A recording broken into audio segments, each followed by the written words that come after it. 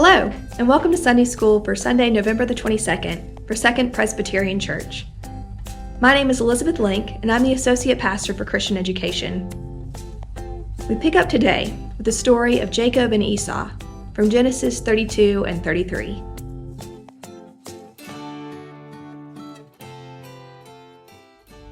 It's not easy to stop being mad at someone after they've done something mean to you. It's really hard. Jacob and Esau were two brothers who knew what it meant to get over a fight. Jacob and his family left the river where he had wrestled with the mysterious stranger and got a new name. Soon, Jacob saw his brother Esau. Esau brought all his friends with him. His friends were 400 strong men who knew Esau well and would fight for him. But Jacob had a new name. He thought he also had new courage to meet his brother, but when he saw Esau and his strong friends, Jacob got scared all over again. He gathered his whole family together to protect them. He walked ahead of them to meet his brother Esau. He bowed down on the ground 7 times. He wanted to show Esau that he would do anything to make things right again. Esau could have done anything. He could have sent his 400 strong friends to fight Jacob. He could have taught Jacob a lesson. He could have gotten even. He could have paid Jacob back for taking their father's money, but he didn't. Esau ran to meet Jacob, wrapped his arms around him, kissed him, and cried. He was that happy. "Who are all these people behind you?" Esau asked Jacob. "They're my new family," Jacob said, "and I brought you a huge present to make up for everything." But Esau was just happy to see his brother again. "I've got enough," Esau said. "You don't owe me anything. I can't believe how good it is to see you again." Jacob was happy to see Esau too. He now knew that they could be brothers again. Esau had put their old fight behind him. Jacob was so happy, he said, "When you wrapped your arms around me, it felt just like God, wrapping God's arms around me. I want you to take my presents anyway." So Esau did. The two brothers, who had had a big fight that they thought would never end, just got over it. Nothing really grand happened. They just decided to start over because they were brothers, and they wanted to be brothers again.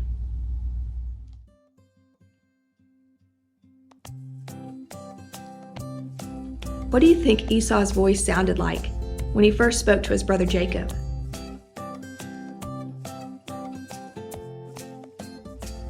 What did Jacob's face look like when he saw his brother Esau again?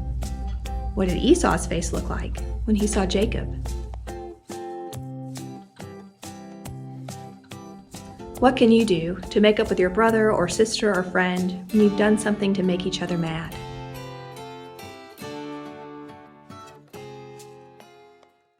Hi everybody, so today we're going to be reading Enemy Pie.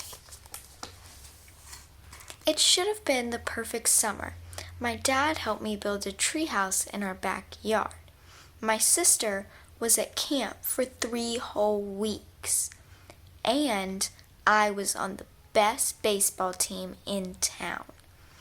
It should have been the perfect summer, but it wasn't. It was good until Jeremy Ross moved into the neighborhood, right next door to my best friend, Stanley. I did not like Jeremy Ross. He laughed at me when he struck me out in a baseball game. He had a party on his trampoline and I wasn't even invited. But my best friend Stanley was. Jeremy was the one and only person on my enemy list. I never, ever had an enemy list until he moved into the neighborhood. But as soon as he came along, I needed one. I hung it up in my treehouse where Jeremy Ross was not allowed to go. Dad understood stuff like enemies. He told me that when he was my age, he had enemies too. But he knew of a way to get rid of them. I asked him to tell me how. "Tell you how? I'll show you how," he said. He pulled a really old recipe book off the kitchen shelf. Inside, there was a worn-out scrap of paper with faded writing. Dad held it up and squinted at it. "Enemy pie," he said, satisfied. You may be wondering, what exactly is enemy pie? I was wondering too, but Dad said the recipe was secret. He couldn't even tell me. I decided it must be magic. I begged him to tell me something, anything, and "I will tell you this," he said. "Enemy pie is the fastest known way to get rid of enemies." Now, of course, this got my mind working. What kinds of things would I put into a pie for an enemy? I brought Dad some weeds from the garden, but he just shook his head. I brought him earthworms and rocks, but he didn't think he'd need those. I gave him the gum I'd been chewing all morning. He gave it right back to me. I went out to play alone. I shot baskets until the ball got stuck on the roof. I threw a boomerang that never came back to me, and all the while I listened to the sound of my dad chopping and stirring and blending the ingredients for the enemy pie. This could be a great summer after all. Enemy pie was going to be awful. I tried to imagine the horrible things I just could smell, or worse yet, what it would look like. But when it was in the backyard looking for ladybugs, I smelled something really, really good. And as far as I could tell, it was coming from the kitchen. I was a bit confused. I went in to ask Dad what was wrong. Enemy pie shouldn't smell this good. But Dad was smart. If enemy pie smelled bad, your enemy would never eat it, he said. I could tell he'd made enemy pie before. The buzzer rang and Dad pulled on the oven mitts and pulled the pie out of the oven. It looked like plain old pie. It looked good enough to eat, but still, I wasn't really sure how this enemy pie worked. What exactly did it do to the enemies? Maybe it made their hair fall out, or their breath stinky. Maybe it made their bullies cry. I asked Dad, but he was no help. He wouldn't tell me a thing. But while the pie cooled, he filled me in on my job.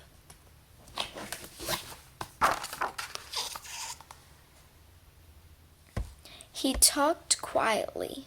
There is one part of enemy pie that I can't do in order for it to work. You need to spend a day with your enemy. Even worse, you have to be nice to him. It's not easy, but that's the only way the enemy pie can work. Are you sure you want to go through with this? Of course I was. It sounded horrible. It was scary. But it was worth a try. All I had to do was spend one day with Jeremy Ross. Then he'd be out of my hair for the rest of my life. I rode my bike to his house and knocked on the door. When Jeremy opened the door, he seemed surprised. He stood on the other side of the screen door and looked at me, waiting for me to say something. I was nervous. "Can you play?" I asked. He looked confused. "I'll go ask my mom," he said. He came back with his shoes in his hand. His mom walked around the corner and said hello. "You boys stay out of trouble," she said, smiling.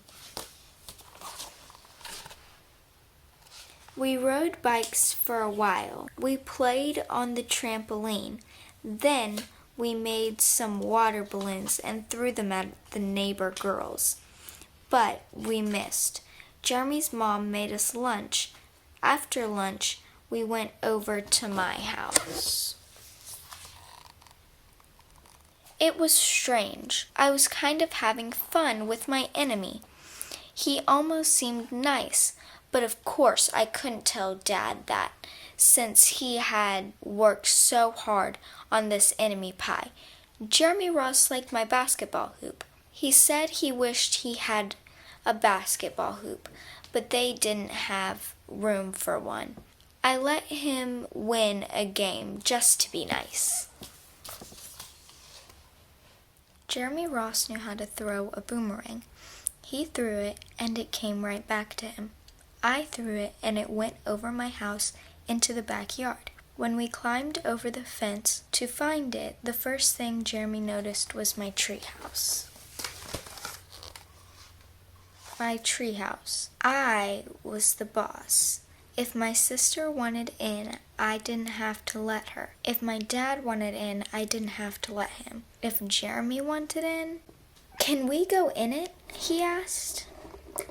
I knew he was going to ask me that, but he was the only person on my enemy list, and enemies aren't allowed in my treehouse. But he did teach me how to throw a boomerang, and he did have me over for lunch, and he did let me play on his trampoline.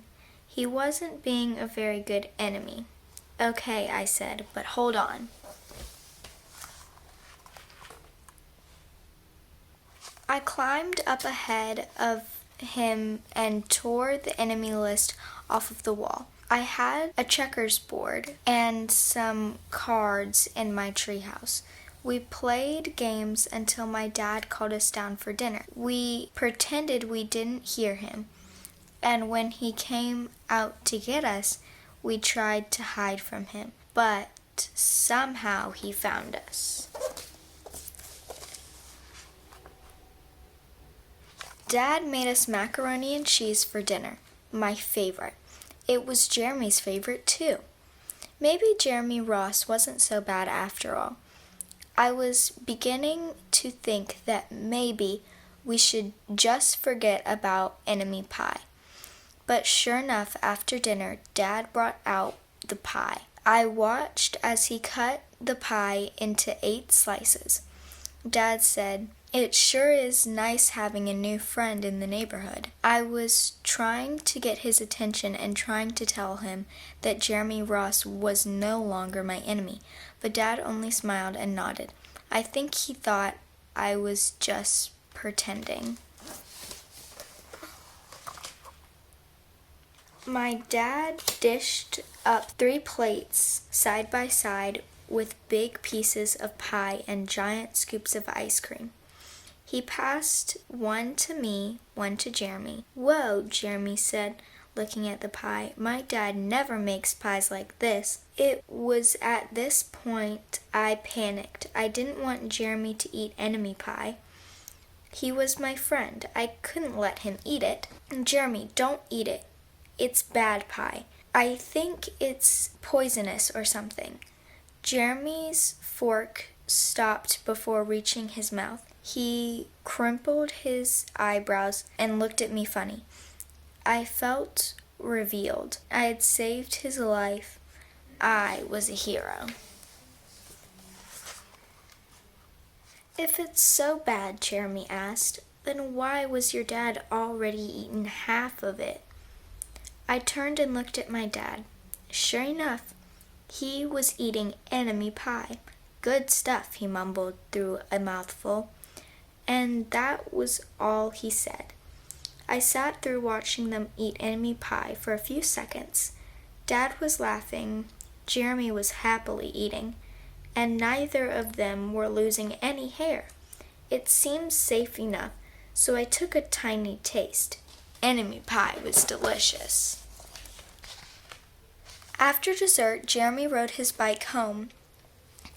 but not before inviting me over to play on his trampoline in the morning. He said he'd teach me how to flip. As for enemy pie, I still don't know how to make it. I still wonder if enemies do really hate it, or if their hair falls out, or if their breath turns bad. But I don't know if I'll ever get an answer, because I just lost my best enemy. Bye!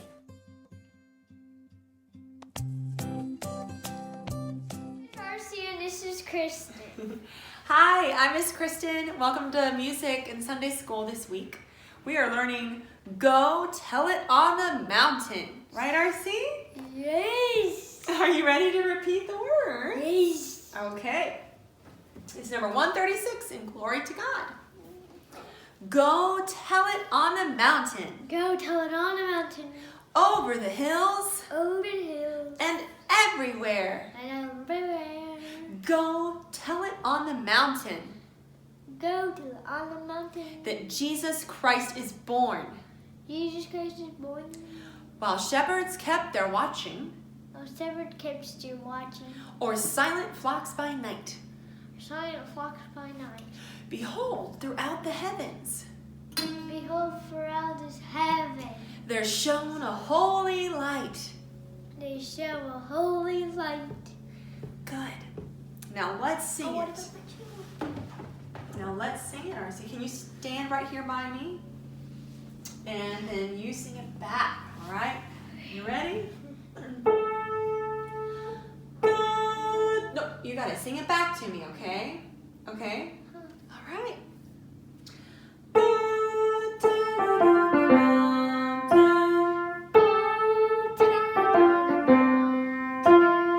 over the hills and everywhere. Go tell it on the mountain that Jesus Christ is born. While shepherds kept their watching,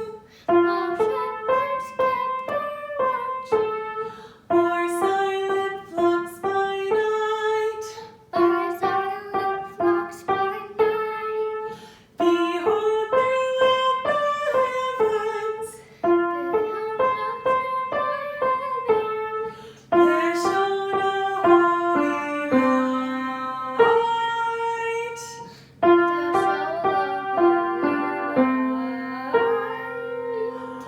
Go tell it on the mountain,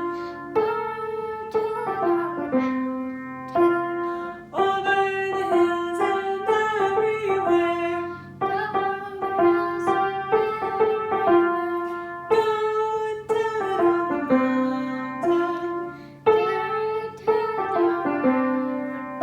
that Jesus Christ is born.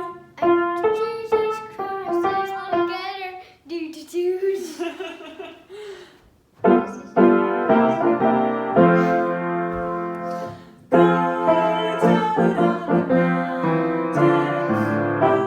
hills and everywhere. Go tell it on the mountain that Jesus Christ is born.